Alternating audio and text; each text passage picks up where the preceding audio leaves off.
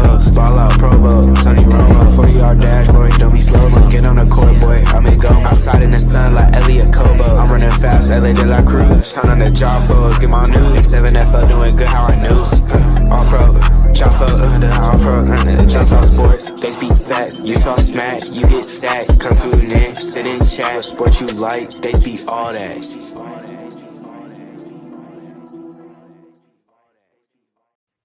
Hey, yo, ladies and gentlemen, welcome to another episode of the All Pro JAFFOS, bringing you the highly elevated sports talk. For the highly elevated sports fan, I am your host, JP. Hey, yo. And filling in for the 6'10 Beast of the Southeast and the greatest DJ on the fucking planet, Mr. DJ Mad 6, from the Mizzle and Dub Show, the other side of the ball, and pretty much all things the voice of the A7FL Las Vegas.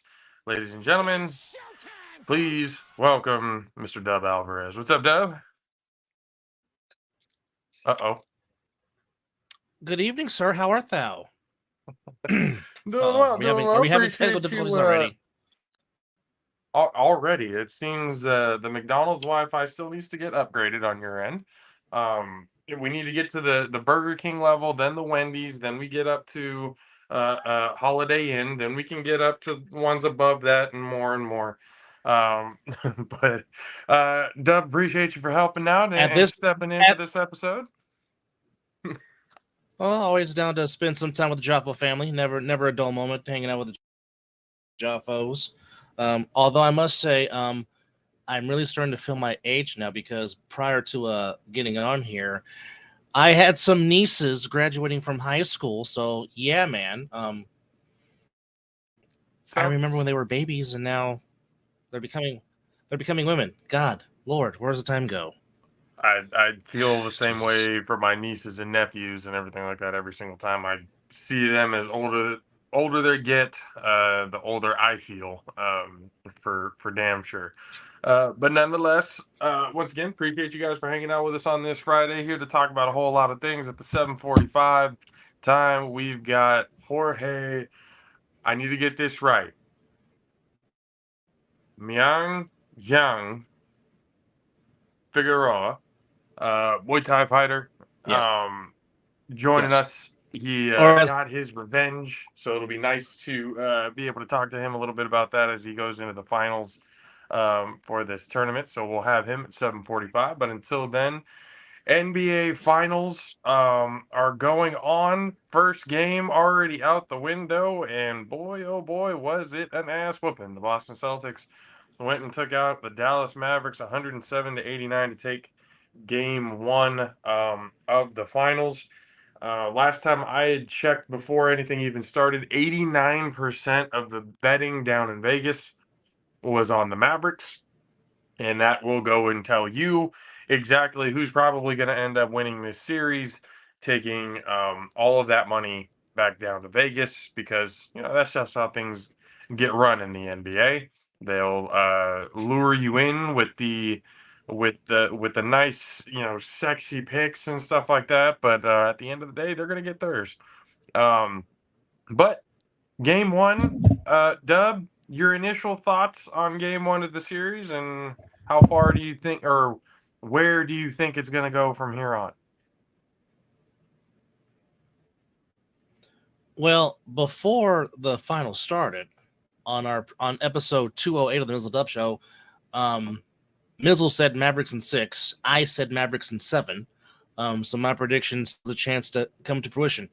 But I think the one thing that impressed me last night in game one was the force that was Kristaps Porzingis, as he came back, and he came back with a fury and was playing like he was back in his young days as a New York Knickerbocker. But the one thing I said was going to be key in this series was keeping Lively and keeping Gafford off the glass. And Boston did a fantastic job last night keeping them off the glass. But more importantly than that, because yes, in the final score will say that, yes, Boston, in a sense, controlled most of the game. But there was a 5-minute stretch in that third quarter when the Mavericks got within 8 and seemingly was hitting everything. But then, smartly And you have to give Joe Mazzulla credit. Smartly, he told Tatum and Jaylen Brown, stop selling for the jump shots, attack Dallas's bigs. And they did that, and that put Lively in foul trouble. And after that, Boston was able to, in a sense, put the game away. And they're up again. Again, it's game one. Nothing crying over spilled milk. I mean, most people, most experts think Boston should win. I mean, they have the better team. They have the best record in the NBA. The one thing that I had concern about for Boston was, we know sometimes Tatum will have a good game, disappears for a game. Same thing with Jaylen Brown. They're both very good, talented players. But at certain times when you need them to close, they don't. We know Kyrie Irving and Luka Doncic, we know they know how to close. And there might come a time in this series to where if Brown and Tatum is off trying to close a game, that's where Kyrie and Luka will hurt you. But one thing that really impressed me about Boston's defense last night was the fact that Luka Doncic only had 1 assist for the whole entire game. And Dallas is not going to be able to win in this if Luka's held to 1 assist per game in the series. It's not going to work. Still got himself a double-double with 30 points, 10 rebounds on the night. But yeah, that 1 assist right there is eye-opening, to say the least. Luka, like I said, had 30. Kyrie had 12. PJ Washington had 14. And then Hardy was the only one next who got into double digits with 13 coming off the bench. Everybody else single-digit points. Then you go to Boston, and Jaylen Brown had 22. Tatum had 16, but obviously the story of the night with Kristaps Porzingis coming off the bench, 20 points, 6 rebounds in 21 minutes. I do remember in the beginning of the playoffs, not just this series, but like way in the beginning during the opening rounds of the playoffs, I remember a lot of people saying, especially when Porzingis wasn't playing, that there was no chance that the Boston Celtics were going to make it to the finals. There was no chance they were going to win the finals unless, without Porzingis, the team's going to fall apart. Well, the team not only made it to the finals without Porzingis, with Porzingis on the floor now for them. I mean, it's the team was already pretty good playing without him. Now with him, it's just a whole nother element to that Boston team that now it's kind of looking like a full strength team that the Dallas Mavericks are definitely going to have their hands full. But from here, hold on. Mr. Country K got freed up. Give me a second. Give me 1 second to get him on. I know we're live. Oh, Mr. K is going to join us. Awesome. Live TV, folks. Anything can happen. Yeah, anything can happen on live TV. Always good to talk ball with K. Always good. Yes, sir. Do you have a second? Hold on. Oh, you do have a second thing on there. Anyway, but yeah, so with this game, I'm watching and I'm looking at it going, well, I kind of figured Boston was going to take game 1. Pretty good chance that they take game 2. What I was thinking was for Dallas, especially to, they need to sneak one in Boston for sure. If they can sneak one in this game too, they'll have a good shot. So if they can do that, then they'll have a good shot at taking it, towards the end, maybe making that fruition of 6-7. But one thing that I've kind of noticed, and maybe you can, enlighten or if you've seen anything different. I kind of want to go back to what you said about we know that Kyrie and Luka can close. In this playoff run, they've been able to close. Past playoff runs, Luka will show you all the signs in the world that he's that dude. Luka's going to be that guy. And then there's just something that happens on the way there that it just derails. Now, that first half was ugly. That was probably one of the ugliest first halves that the Dallas Mavericks have had all playoff shit, maybe even all season. And if they're planning on doing any sort of, coming back, making a real series out of this, first halves like that can't happen. Sure, they were, coming to make a comeback in the third quarter, but just couldn't really keep the foot on the gas and stuff. That's understandable. But again, I I'm not exactly too sure about Dallas in this sense. Now, maybe I'm wrong about it. Maybe it is, that time in the evolution of, Luka Doncic and Kyrie and everything else like that. That all changes. And this is just game one. So it is very, very, very early in the series. But parts of me still feels that way because of things there, like that first half just happened. So now is there anything different, at least on y'all's end? Well, And once again, Kay, welcome, sir. Glad you got freed up to be able to get into the show. Um, Still just talking a little bit about the NBA finals and stuff, but have you guys seen anything that would maybe I'm wrong in my observation, especially in the last few years that have been going on, but do you guys see any potential of a slip up or any potential of the Dallas Mavericks? Maybe they, blew their wad a little too early. well, here's one thing. Here's one thing you got to look at is you go back to the game one stats. Dallas shot 7 of 27 from beyond the arc, which is 25%. And a lot of those looks, they had some good looks at those shots. Boston, on the other hand, shot 16 of 42 from three. Now the rebound edge goes to Boston by 4, but again, only 9 assists by the Mavericks to 23 for Boston. Even though the funny thing about this is the Mavericks actually control the points in the paint 46 to 38. So, I mean, again,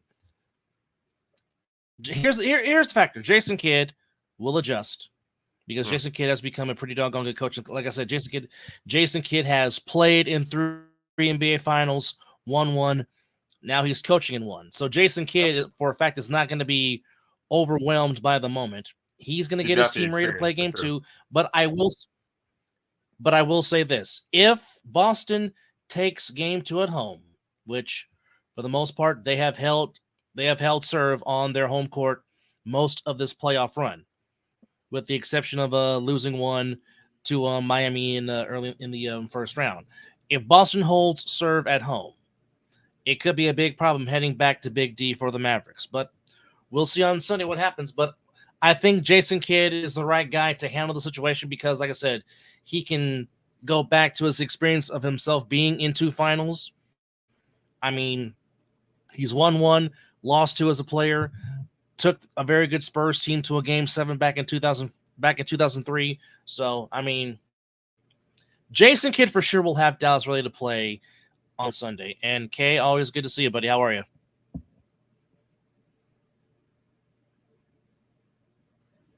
I know he's there.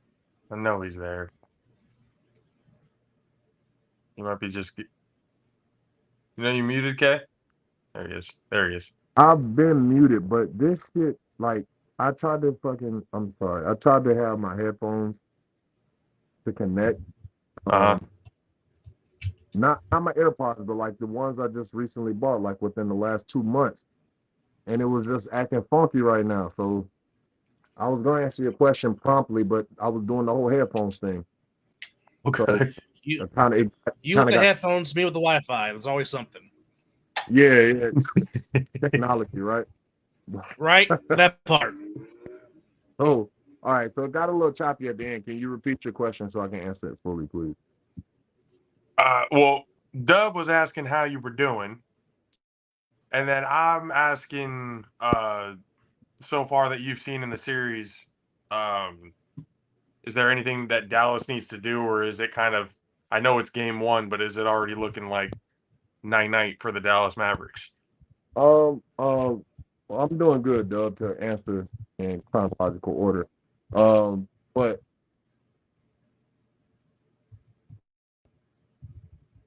I don't know. Like, a part of me is almost like this is when it's like Kyrie's experiencing what LeBron experienced when the Warriors got KD.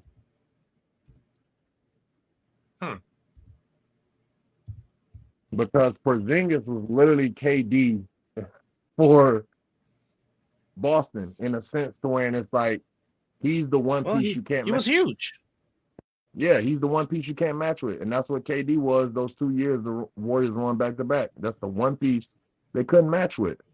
So it looks a little like that, especially in game one with the commanding lead or the commanding win that Boston won with. But we'll have to see, man. This is a tough one because just like y'all said, Luka and Kyrie can pop at any freaking moment. So we'll see.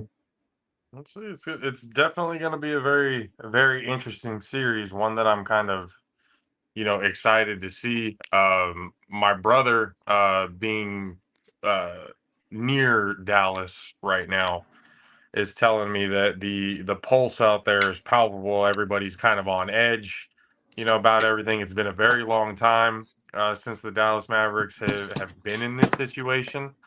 Going all the way back to the Dirk days. But I don't know with Porzingis. If Porzingis continues to play and be the factor that he was and that he is, that's going to be a problem. It's going to be a long series, or a short one, but it's going to be a long one, so to speak. But to kind of get with EJ Wizzle in here, that honestly the wave of the big man is definitely coming back into effect. Well, it depends on what your definition of big man is. If it's somebody that's just tall, sure, that's definitely in effect. But the big men of like old, like Shaq and all that, I think those days are long gone. Those days are long gone. It seems like today's basketball, you have to be at least a stretch 4 and a stretch 5 because now even big men are now going beyond the arc and shooting threes. I mean, Joel Embiid is a perfect example of one guy that does that.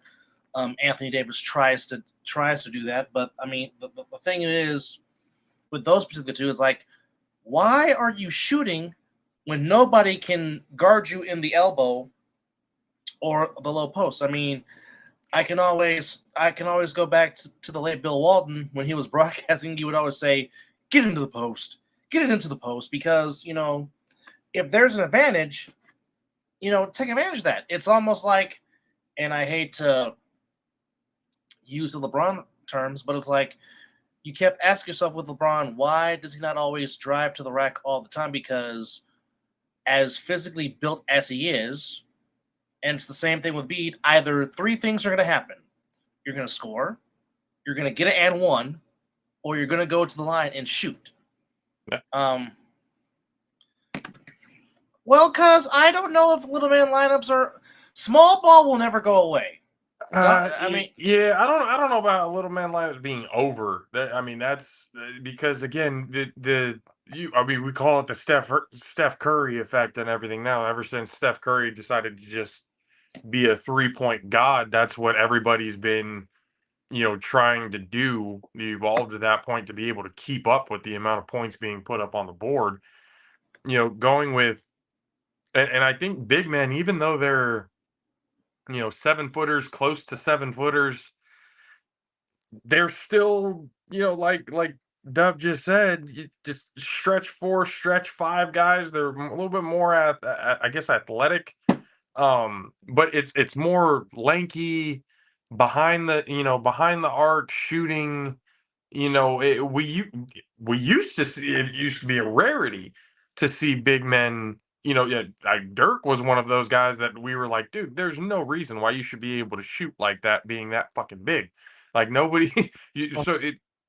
Go ahead, Kay. All right, so I'm sorry I got to interject. Just simply because It's gonna go back to a time where you have dominating presence like Shaq in the post. It's gonna go back to that. You think so? Yeah, very much so. Just simply because a lot of these kids that we're watching are tweeners. And here's what I mean. Here's what I mean. Like, if you really look at it, like Shaq, Jordan, and Barkley and all those guys' era, let's just say Shaq's era or Shaq's cut will be the end of it. Because after Shaq, everybody started evolving. Like, well, I'll maybe say Dwight Howard. So I'll go 2006. Dwight Howard was like the last traditional big man. So from 2006 to now, it's been, well, 2006 to like 2016, it was like it's like a tweeners. Those are all tweeners. You know what I'm saying? All those guys are tweeners. So it's like it's an in-between of you got taught at some point in time in your career the traditional old school post, and then you had to evolve and learn this new aspect of how they're playing now. Versus these kids nowadays that was born in 2000. You get what I'm saying? I was 6 years old when Dwight Howard got drafted. You get what I'm saying? Yeah. They got taught the new age of basketball. Their Dwight Howard was Joel Embiid. He watching this big motherfucker shoot the ball. You get what I'm saying? They're watching guys like that play, so that's what they're adapted to because that's what they've seen. Right. And the NBA is a copycat league, so everybody's done it, just like you guys were saying. But at the exact same time, if you look at the college, some of these guys in college and some of these guys overseas, they're dominant forces. Yeah, you got fuckers like Wemby, but then you're gonna have a Wemby opposite, bro. You get what I'm saying? You're gonna have Shaqs to the Dream, or you get what I'm saying, or you get what I mean. It's gonna be a opposite of Wemby. You get what I mean? And honestly, a buddy that plays for North Carolina State right now, he reminds me of Zach Randolph, big boy with the dreads. You're talking about Barnes, yep. Right? Who is a very. I saw him live out here in Vegas when NC State played a very good ranked BYU team, and just I mean, get past his weight. He can run for a big man and is smooth, but more important than that, soft touch with the left hand. But he's an amazing passer, and was a big reason why NC State got to the Final Four this past season. So Barnes, I like where you're going with that. He's lost a bit of weight too. He's not as big as like I've actually seen him recently. He's lost like a good amount of weight since the end of the tournament. But that is a great comparison. A little bit more. It's also another kid that people like. He was prominent. Then now it's like you kind of don't remember where he went. He kind of got lost in the shuffle a little bit because again, all of our ears, I believe, has been more towards the football side of the game than basketball. I'm just only stating my opinion. Yeah. But you remember the big kid? He was a 7-footer at like 15. He was on the fucking blue chips with Bronny, but he was younger than Bronny. If I'm not mistaken, he got to be like a freshman in high school, right? I mean, a freshman in college right now. He might have just graduated this year. I don't forgot the kid. I'm not sure. I'd have to look that one up. I'm not exactly sure. He was 7 feet tall. I seen him. I seen clips of his junior season. He was big as hell, banging out, playing regular postman. Then you got another kid I saw. He's like 16 years old, playing exactly traditional post basketball. So it's like it's gonna change. You know what I mean? It's gonna change. It's gonna be ebb and flows of styles of basketball. Then we probably the next era is gonna be probably more complete basketball. You get what I'm saying? Where both games and both styles are implemented. So, I mean, I guess for an example to kind of get what I'm asking, when LeBron came in, it was kind of, and this was just how I saw it. Maybe it was happening a little bit earlier, but for my own visuals of watching the game, when LeBron came in, the sense of that point forward started to kind of make its way. And now it seems to be almost any position at this point.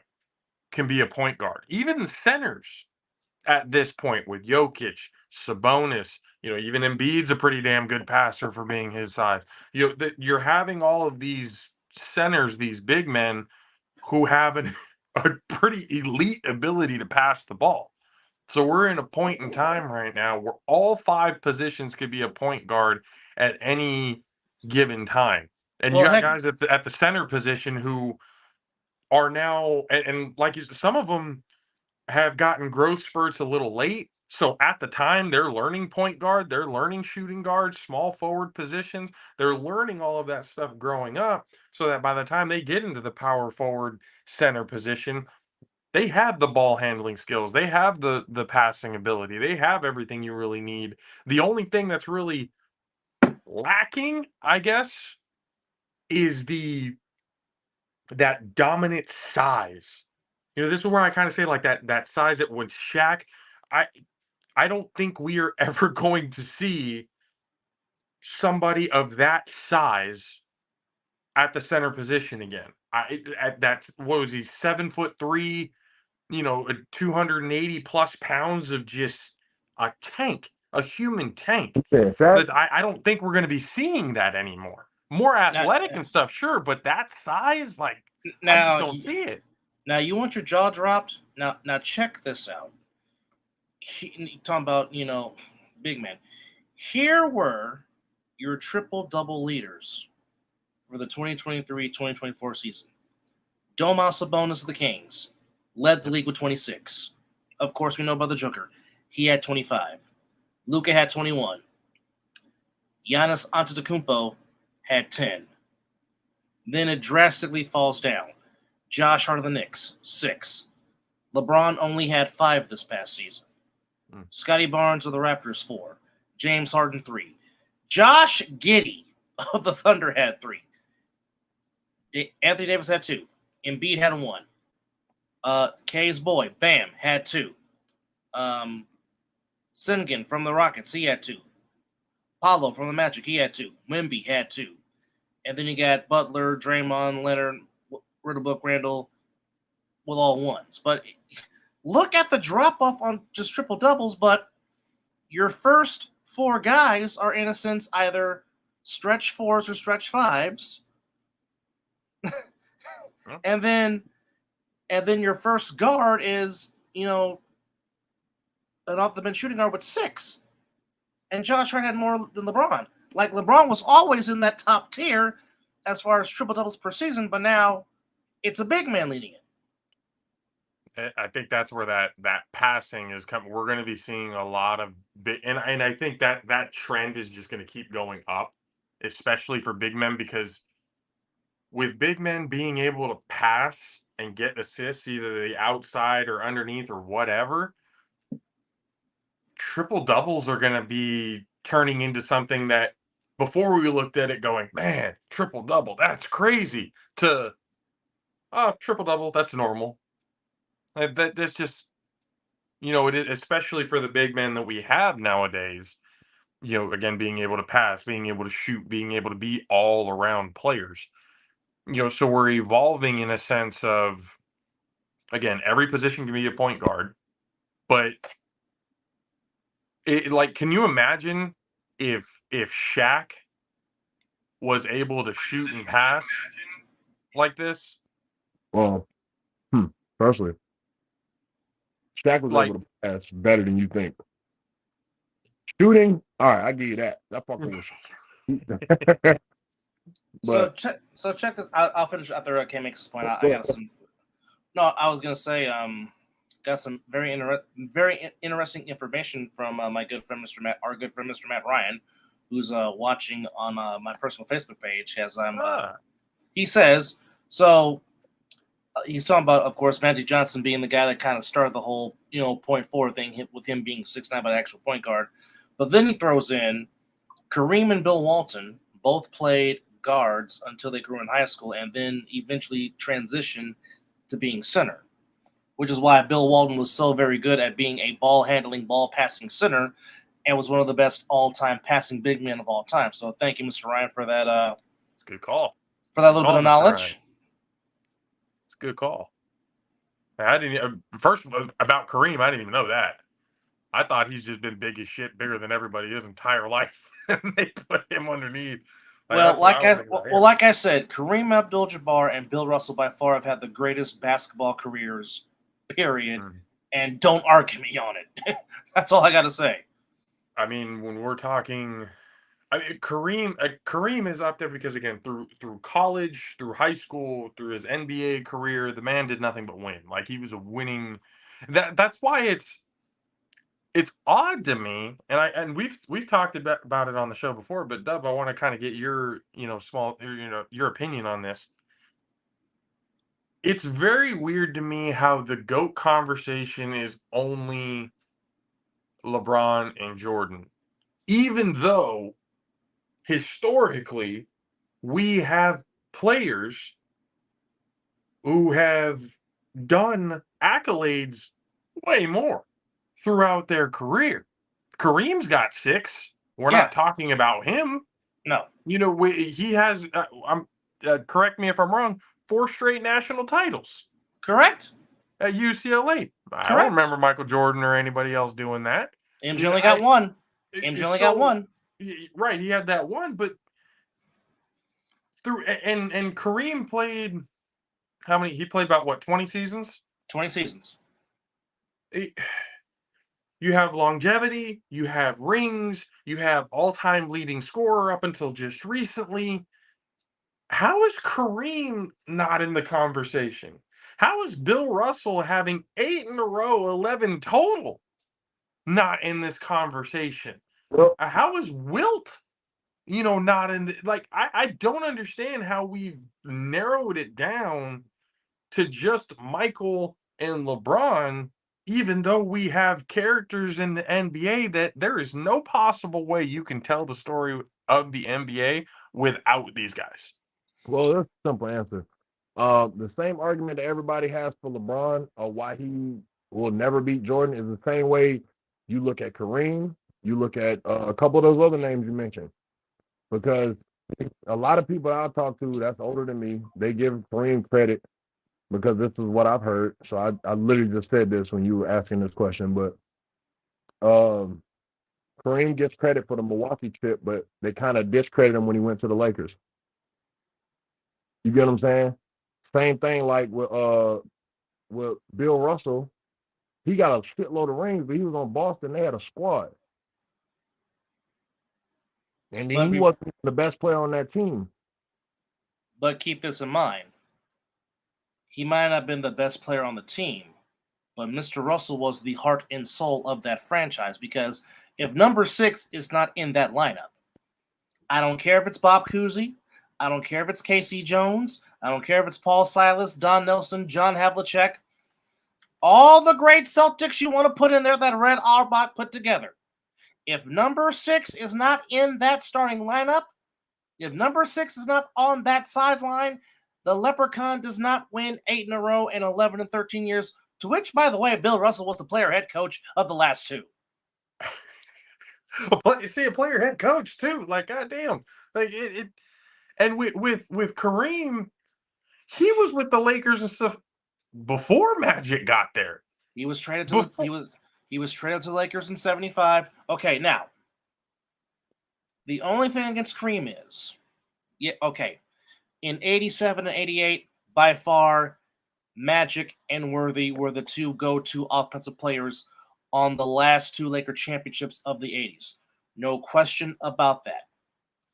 Yes, Magic Johnson had one of the best games you would ever want to see when he played all 5 positions and got 42-15, and I forgot how many assists when Kareem had the headache and didn't play in the clinching game in 1980 when Magic won his first in his rookie season. However, until 1985, the Lakers never won in Boston in the finals a clinching series. The Lakers finally got through in 1985. Who was the MVP of that series in 85? That would be the captain, Kareem Abdul-Jabbar. Without Kareem and what he did in 85, the Lakers don't exercise that demon that is the old parquet floor in the Boston Garden in 85 without the captain. And the captain still today is still the GOAT when it comes to NBA MVPs. He still has 6. Nobody has topped him. I don't think 6. anybody ever will. Again, the career of that man, it's hard to understand how he's not in the conversation. But before we get, hold on, real quick. I just gotta be devil's advocate real quick. So, just quick, it's gonna be real quick because I gotta use Doug's info against him in this situation. So you said Kareem got traded in 75 and they won in 85. That seems like 10 years of playing basketball and no rings and not you doing shit. No. He had 5 years with Magic. With Magic and 5 years without Magic. Magic got drafted and you said 80, right? Or 78? Magic's first season was 79-80. Kareem did not play. I don't think Kareem played in Game 5 and Game 6 of the finals because he had a headache.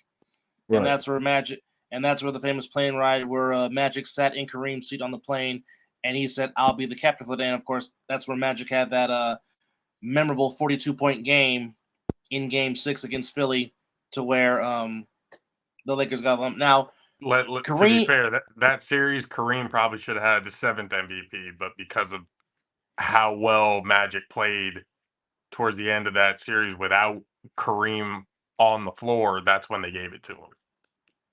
Up until that point, Kareem could possibly have 7. And I think you could even ask Magic Johnson, he still deserves to have that 7th. But regardless, the GOAT talk can be argued for so many different players. We can get that to another show, but got to take a quick commercial break, and then we get in with our guest of the evening. Ladies and gentlemen, our sponsor ads over here from Bud Love. What if I told you that Bud gets better? Introducing Bud Love, the long-awaited herbal blend that's designed to be mixed with your favorite bud and enjoyed together, like the mixer in a cocktail. Bud Love is made from marshmallow leaf, an ancient medicinal herb, the mother cannabinoid, CBG, and rich natural flavors, including terpenes. Offering a wide variety of premium Herbal Plus mixers to complement your favorite strains. Why? Because every bud needs some love. Our carefully formulated blends improve your experience, complementing your favorite flower and bringing out its best qualities. Many bud lovers even report that it helps reduce unwanted side effects like worry, and instead creates a happy, zen feeling. Bud Love contains no cannabis or nicotine. It won't give you a buzz on its own, but when consumed together, it reduces the amount of bud needed to get the feeling you love, allowing your precious flower to last even longer. Bud Love is best enjoyed with your first bud of the day, carefully paired with your favorite strain. Choose from a variety of delicious flavors, ranging from classic to more fruity to natural, as well as tobacco flavored for those who enjoy a spliff. Mix Bud Love and flower in whatever amounts work best for you for a perfect buzz. Whether you're chilling with friends, attending a social event, or going for a hike, experiment and find your own love ratio. Bud Love's unique blends allow you to craft a happier, smoother, and more personalized experience. If you love Bud, then Bud Love is for you. Try it today and help us tell the world that Bud does in fact get better with Bud Love.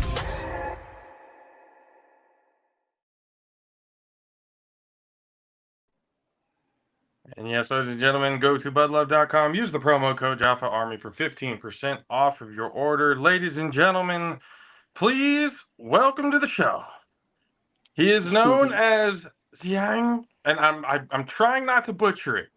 Xiang Mang Sor Zavayeth, aka MVJ, aka Choppa, fighting out of the Zayavet Muay Thai gym, getting his revenge this past weekend in the semifinals, making it to the finals.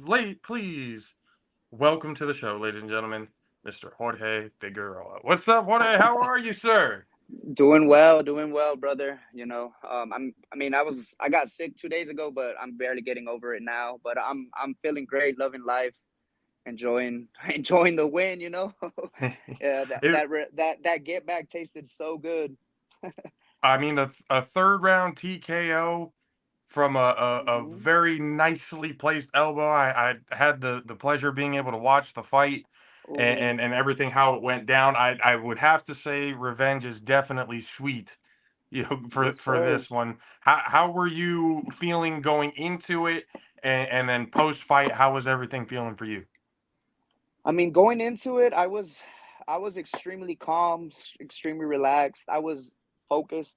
Obviously, I knew what I had to do, but I was just soaking up the moment, soaking up the experience. I've been practicing that like throughout all my fights, just soaking up all the experience because I mean, I'm 29 now. I don't know how long I'll be able to do this, but I'm taking advantage of everything. So I was just soaking up everything, and after it just felt great. It just I knew that I could have won the fight in Thailand as well, but this one just felt good because this is full rules Muay Thai. This is my stage. You get me? Over Mm, there, it was padded Muay Thai. I haven't really done too many padded Muay Thai. I've only done one or two fights, and those were my first fight was no shin guards, no headgear. My second fight, I had to use shin guards, but it was no headgear.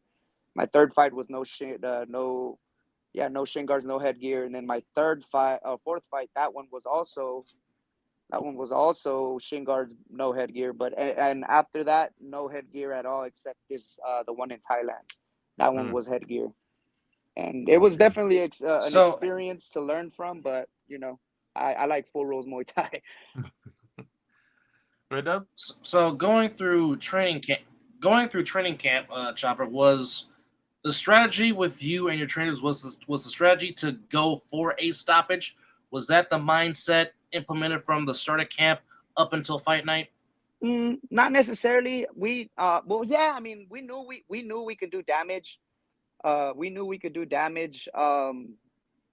And the reason why was in Thailand, I was landing head kicks. I was landing that very same elbow I landed it that fight as well. But Mm, obviously with the headgear, it's not gonna cut, you know? no. It's not gonna do much, but maybe rattle you and stuff. So I knew I can land it. I needed that padding out of the way, you Mm, know? So the game plan was basically similar to the first fight. This time it was just using my footwork, using good defense, and keeping him at bay. Basically, don't let him come in too much. If he's coming in close, either kick his leg, give him a punch combo, or kick his arms. And I mean, uh, it was flawless. I believe, in my opinion. I mean, I did everything I had to do. it was definitely real smooth. Everything looked good, and Thank you, brother. we knew because we had talked to you, on Dub and Mizzle's platform, Mizzle and Dub show, with Mel in the gym and stuff like that. So we got a little sense from you from how you spoke to us that day, and I remember Yes, telling the sir. guys, going, just by hearing you talk about it, we knew you were going to be good.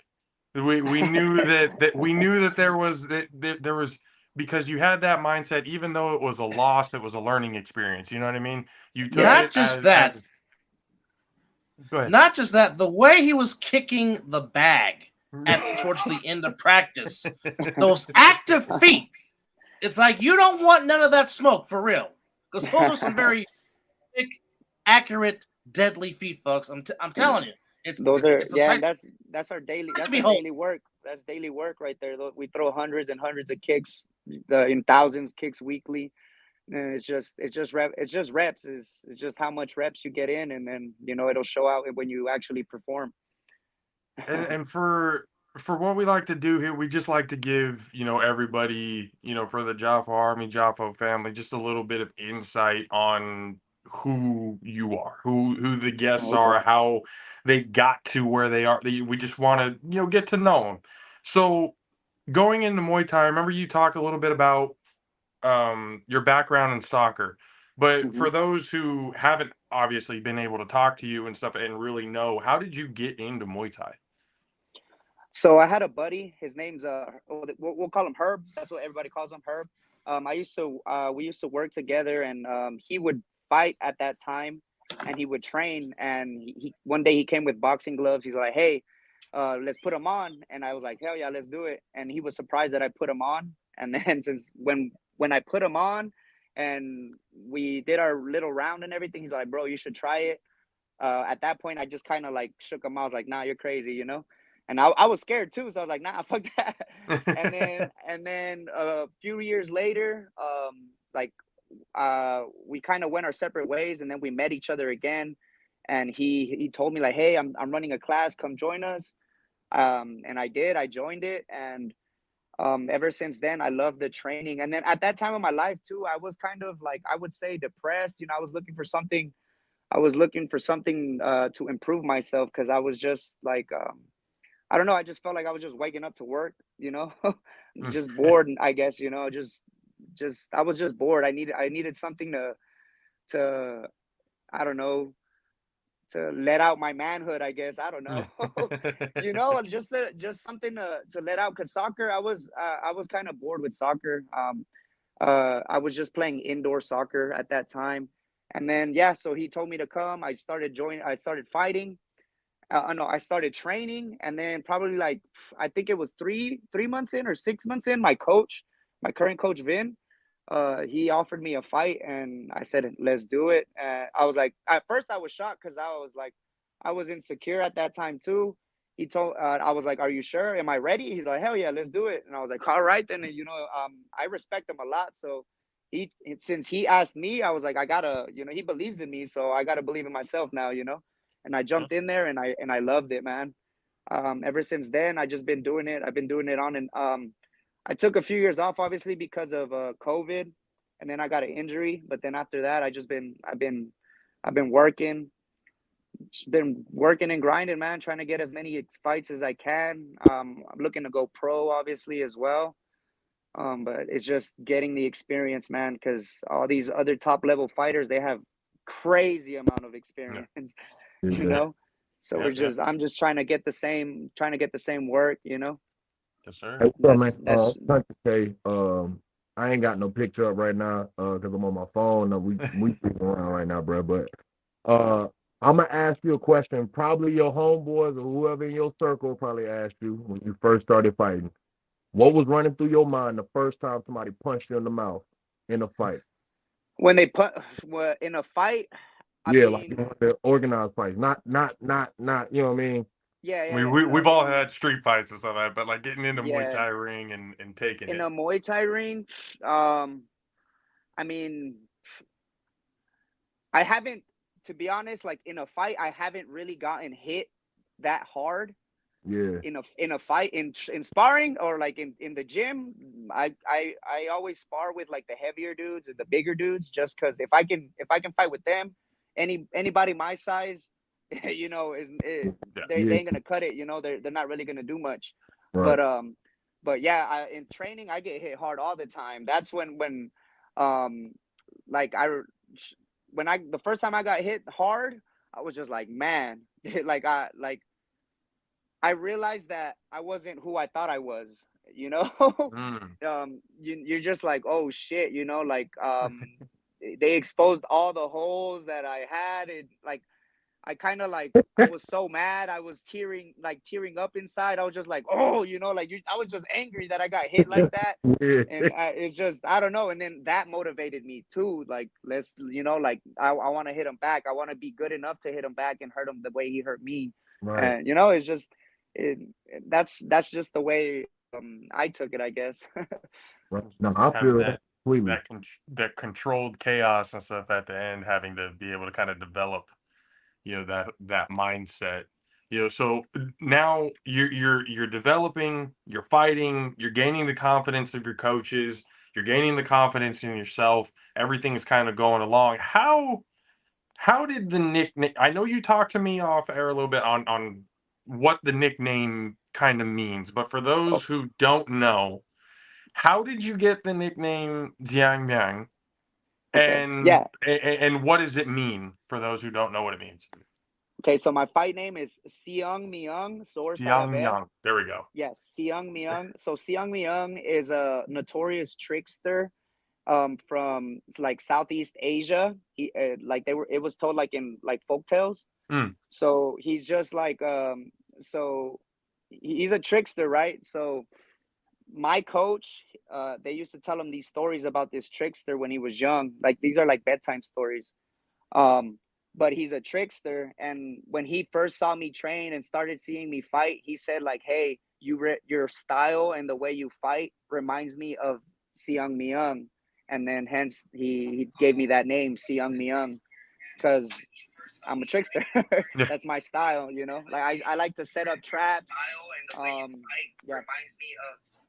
Yeah. That's how I got it. That's who gave me the name. And then Choppa came from Mel. Mel saw me. That was my second title fight, and I stopped the guy with just like probably like 100 low kicks. So I just chopped them down. I mean, it's Xiang Myung. There we go. See, I knew I was butchering it in some way, shape, or thank you for correcting me on that. But I kind of agree with that. Watching the last two fights that I've seen, you know, with you, there's definitely a movement, a different style. Like there's definitely a trickster, you know, style to it. So that's a great nickname. I mean, no disrespect to Mel, but it's much better than Choppa. As soon as I asked you what it meant, and you told me, I'm like, oh yeah, you're being named after somebody in folklore. Like that's way better than Choppa. But and I just love to honor it, you know, just because it's like Muay Thai. Like I love to honor it as well, just because of the culture. I love the culture. I love the traditions in it, and just I mean everything. I love everything about it. And then me giving it my little Mexican flavor, you know, I like that as well. And you talk about the tradition, and this is one thing that I know that there's a reason behind it. I'm just not that much educated on it. I call ritual, it a you mean the war white crew? dance. Oh, it's called the white crew. Oh, okay. So can you explain? Yeah, so the white crew, it's like a tradition to do it. You're basically honoring your coach and your gym. That's what it is. You're just honoring the ancestors or like the gym, your coach, your teammates, the gym. That's what that is. That's what that dance is for. And then also when you're praying to your gods and all that, and you're just kind of you seal the ring to not let any like bad vibes come in or out, you know, because you're going in there as pure souls to fight, you know, and then you don't want any bad energy in there. It's just the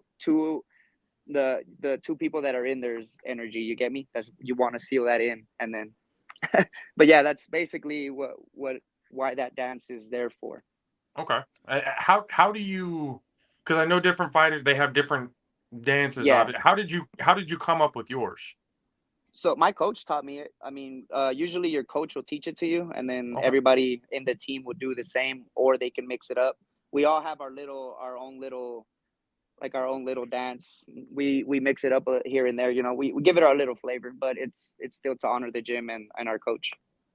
Now you said that you don't know how much longer you're going to be doing this. Now, when you do decide to hang up the pads and the gloves for good, do you see yourself staying in the sport, involved, perhaps opening up your own gym and becoming a trainer for those that want to learn the art that is Muay Thai? I wouldn't want to open my own gym. I would want to work with my coach Vin. I would want to work with him, partner up with him. Just because I love his vision of what he's doing with the Muay Thai scene out here in Arizona and what he's providing for the fighters. Like he's giving amateur fighters like us like kind of like the pro view. You get me? He's giving us opportunities too, like this SCGP. Nobody else is doing it. Like nobody else is you know, getting all these athletes together to fight and then sending them out to Thailand to train in an all expense paid trip. You know, nobody else is doing that. Wow. You get me? So wow. So like I really love what he's doing. I love his ideas, and I just want to be a part of his vision and make it grow, you know. I want to be a part of that. 100%. That's what I think about right now. Anyways, and if I could be an asset for him, that's even better.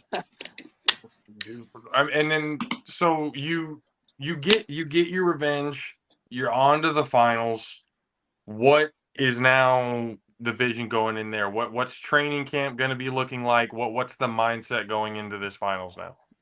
So the mindset, I mean, like on this one's gonna be a banger fight. Like if you could watch it on the pay-per-view, I would recommend it because this one's gonna be a banger fight. This guy, he's way more experienced than me. He's number one in the WBC rankings, meaning he's number one. Wow. So if I can take him down the way I want to take him down, which is by spectacular knockout, I want to get knockout of the year in this fight. That's what I'm shooting for. I mean, anything could happen. It's a fight, 50-50, but I mean, that's what I want to go for. I want to go for a knockout. I've seen him fight many times. I know his style. He likes to crash. He's not really like a forward fighter, but he does like to crash. Like he, I don't know how to say. Like if I'm a pressure fighter and I just go forward, he likes to crash. You get me? Yeah. But I'm not a forward fighter. I'm a counter technical fighter. So I mean, it's gonna be and I like to crash as well. So it's gonna be interesting. I feel like he has quite a few openings, and we know his triggers. So I mean that's why I believe I have a good feeling that I can take him out. I don't know what round this one. I don't know what round, but I have a good feeling I can take him out within the 5 rounds. Good. Very interesting. So for those that want to watch this fight, when? Oh, go ahead, Doug. Go ahead, Kay. I was going to say, for those that want to watch, how can they watch it? Where can they watch it? And give us the date of the fight. So the date is not yet established. We're talking about like late August. So sometime late August. Flash Media Sports will be streaming it. They've been our streaming service as of recently. They're amazing. Mel's amazing. Shout out to Mel Carey. Yeah. Shout out to Mel Carey and Flash Media Sports. My dog. He game changer, bro. His streams are awesome. No problems with them. They don't lag. They're awesome and they're clear. Yeah, you can see it on there. Flash Media Sports. You can get the pay-per-view there, or if you're in Arizona, come watch it live. I mean, if you're in Arizona, come watch it live. I would recommend it to watch it live. Because these shows, when you're there, like it's one thing seeing it in like on the screen, but once you're in there live. And you feel the atmosphere, you feel the electricity, the fans shouting, the noise of the kicks landing on like the shins landing on the legs, on the body, on the head. It's just, it gives me goosebumps just thinking about it. Sweat flying everywhere. Yeah, bro.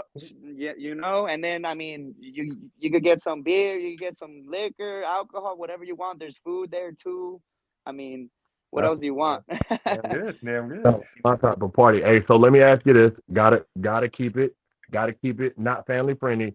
What's the entrance music? What you walking out to? So these shows, we don't do walkouts because it's more like Thai style is more traditional. It's just they just bang them out, bang, bang, bang, bang. Right. So fight after a fight, but usually when I do walk out, when I do a promotion that has walkout songs and stuff like that, I usually do a corrido because I'm Mexican, so I got a rep, I love it. Hey, every bit of it. There you go. Let him know. You talk about like the traditions and everything like that. I wanted to kind of get you've been to Thailand. You've been in that atmosphere.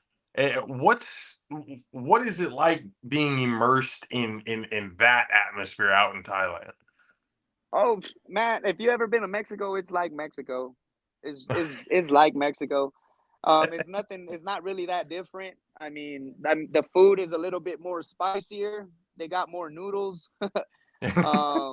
Noodles. Obviously the language is a little different, but well, I mean, way different. But I mean, the people are so nice. The food is amazing.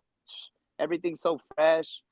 But I mean, as far as Bangkok, I mean, it's like Mexico. I mean, there's hella traffic, hella people outside.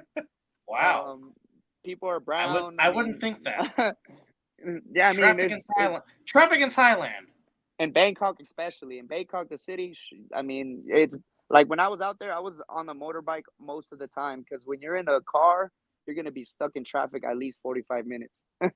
And yeah, and just to get like somewhere, like if you go on the motorbike, it's say like 5-10 minutes, but if you go in a car, it's 45 minutes.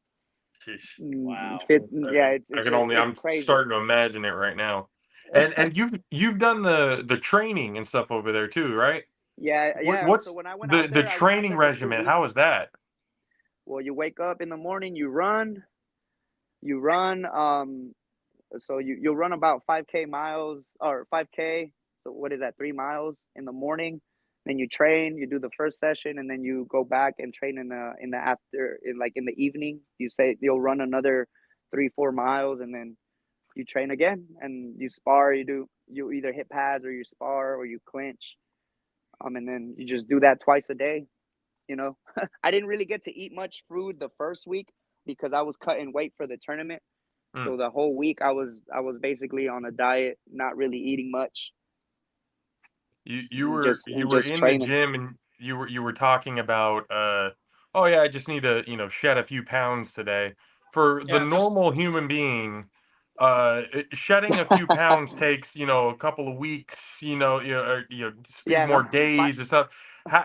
How exactly with that type of training regimen, it just how is that even possible to my bu- lose 5-6 pounds within a day?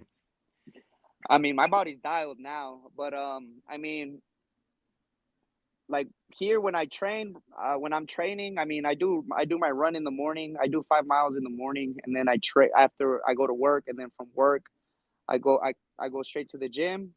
And then I'm probably there to the gym. I'm from the gym. I'm from like there from 5:30 to 9, basically 5:30 to 8:30 sometimes. And I'm just training a lot. So what is that? I'm probably burning like 3,000 calories, 3 to 4,000 calories there daily, and then I only consume probably like 2,000 calories. And then when I'm in the last week, I eat very lean. All I eat is probably like tuna, tilapia with like cucumber and some tajin, to give it some flavor. Oh yeah. Tahini. Love that. Love that. Yeah, I mean, but and just drinking a lot of water, stay hydrated. But I mean, I'm dialed now. I mean, it would be more complicated for other people, but I mean, just I've been doing it getting for so into it and long now stuff. that it's just yeah. I just start eating. Once I start sweating, or like say once I start dieting, like right now I'm not really dieting. I'm eating anything I want, but like once I start training, I just shed it all off. Like I probably lose like 3 or 4 pounds of sweat and whatever weight I gained. Sheesh. I need to get that dialed in. That's what I need to do. Like, good Lord, to be able to shed pounds just by running. Now, one more before you talked about Vin, and him being your coach, his vision on everything that's been going on. We definitely want to get him on the show. We've been talking with Mel to hopefully set that up to kind of get even more of what vision that he's trying to bring. But not just you, but everybody else that you've met through this entire process. I've always said that Muay Thai fighters are very humble, very like, calm, kind until you push the wrong buttons, then you're going to actually wake up the beast. But throughout this time with Vin, with Muay Thai, what is something that opened your eyes? What's something that went like, you know what, this is for me. I love the atmosphere. What was it that really kind of triggered that into your head that this was something that you wanted to do? I mean, the thing that it was for me is that it gave me the confidence to step into something that I like. Even though I was scared, I still did it, you know. And then now I apply that to everything in my life. Like, if I'm scared, fuck it, you know. I'm gonna still fucking do it, you know. Yeah. You know, like, I get kicked for fun. Why can't I do this? You know. So I just like, that's something that stuck with me. Like, and then like I said before, like, my coach, he believed in me before I even believed in myself.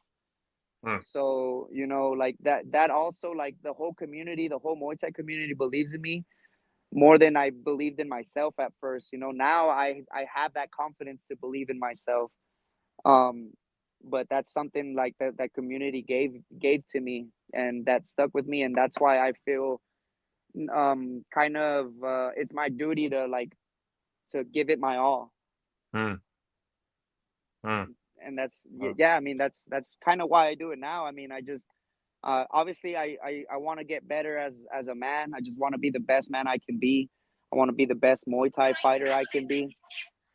But that's what I take out of Muay Thai, and why I keep doing it. You know, I recommend, and I mainly for men, like, if you're struggling, if you need, if you need something with, like, something with mental, if you're struggling with mental health or anything like that, go join a gym. It doesn't have to be Muay Thai. It doesn't have to be, you know, like, fighting or anything. You don't have to fight. Just train, and I promise you, like, you'll feel better. You'll gain confidence. You'll like yourself a little bit more, you know. Yeah. I feel that, because I want to also inform you, or even suggest. He hasn't told me anything. He hasn't gave me the word. I just kind of want to shout him out. But if you're ever in the Sacramento area and you need a place to train, it's not a Muay Thai place, but it's a boxing gym. It got bags and shit, you know what I mean? All the things you might need, you know what I mean? Yes, One sir. of on our football team that me and Josh played for, he was a boxing gym in Sacramento. The name of the gym is Tortoiseshell Boxing. Tortoiseshell Boxing. So yeah, Coach Jose, another Mexican cat. So he owns that place. He owns a bunch of different businesses. So did we lose him? For a split second, I think we did. Okay, well, Well, if you still can, just check that place out if you're ever in the Sacramento area, bro. You need some bags to punch and kick. You know what I mean? Let me see if he might be. Hold on. Let me see if we can see. This is why we love live so much, people. Oh yeah, live TV, anything can happen. Like we said, technology. Oh yeah, gotta love it.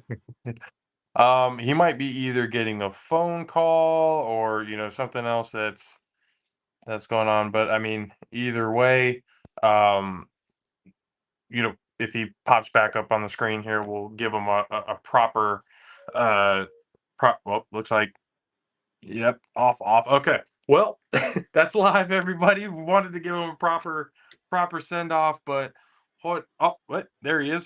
I don't know what happened. It just, I don't know what happened. It just cut off. It's all good, sir. But we did want to give you a proper send off. We once again appreciate you for giving us your time to be able to come on the show and talk about everything. We've told everybody, you know, once you're part of the show, JAFFO family forever. So whenever you want to come back in, talk about anything that's going on, by all means, my friend, door is always open for you. Thank you so much. It was a pleasure. Thank you so much. You guys are awesome. But before you go, if anybody wants to follow you or get in contact with you, how can they do that? If they want to get in contact with me, you can follow me on IG. My IG is at @S_Jorge19, or on Facebook, Jorge Figueroa. Or, I mean, contact our gym at X Muay Thai Gym. That's where you'll find me. Ooh, I'm sweating today. Again, appreciate you. So I'm saying this correctly. Xiang Miang. Yes, sir. Appreciate you for being on the show. Good luck. Hopefully, maybe we can talk to you a little bit before the finals come up. Yes. But if Whenever, we don't, let me know.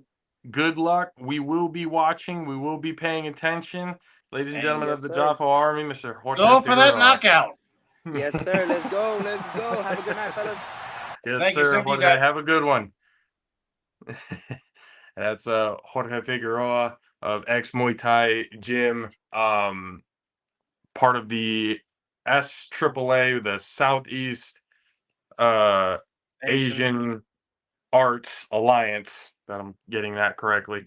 But yeah, man, being able to talk with Jorge these last few weeks, we talked to him a little bit with you, Dub, on the Mizzle and Dub show when we, kind of checked in with Mel over at the gym.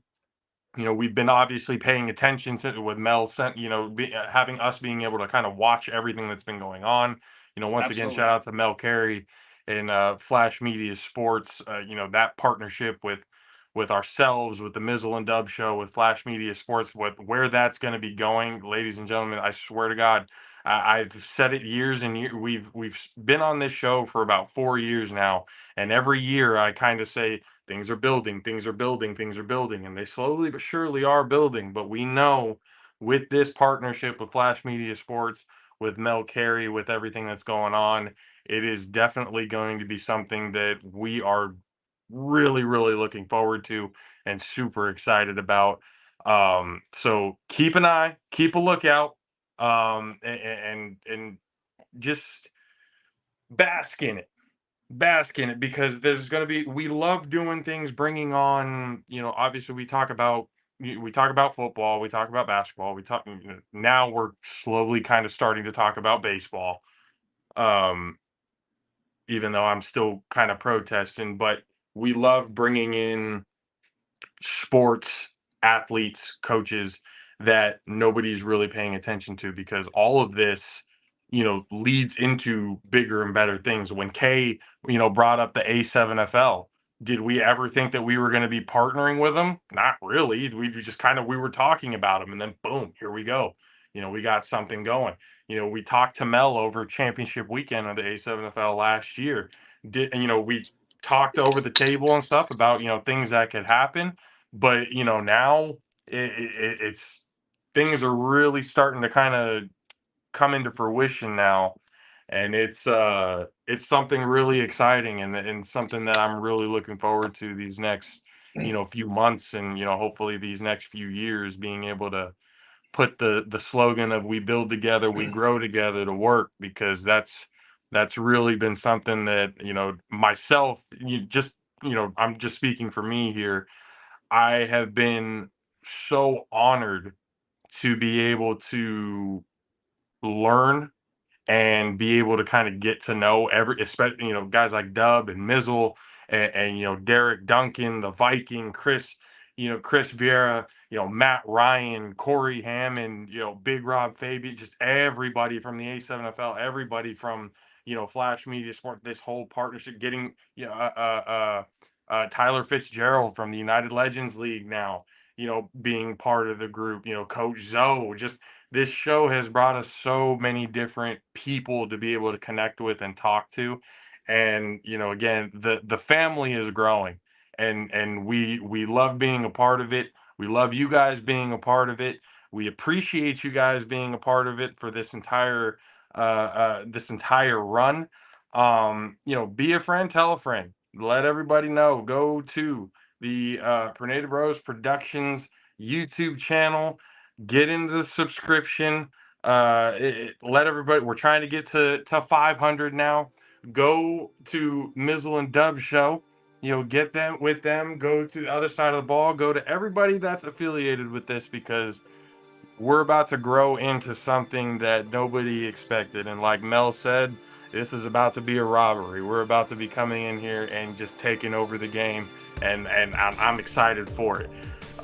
Get on the train now. Don't Yes, let it pass you by.